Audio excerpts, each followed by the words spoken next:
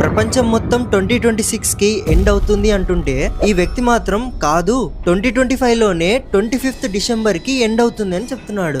అంటే 25th Christmas రోజే యుగాంతం రాబోతుంది అంటున్నాడు. ఎలా అంటే 25th రోజున ఫుల్ వర్షాలు వచ్చి మొత్తం మునిగిపోతుంది. అప్పుడు చుట్టూరా నీళ్లు మాత్రమే ఉంటాయని అంటున్నాడు. నేను ఒక్కడనే మిగులుతాను, నాతో ఉన్న వాళ్ళని సేవ్ చేస్తాను అని చెప్తున్నాడు. ఈ విషయాలన్నీ దేవుడు అతనికి సిగ్నల్ ఇచ్చినట్టుగా చెప్పాడంట.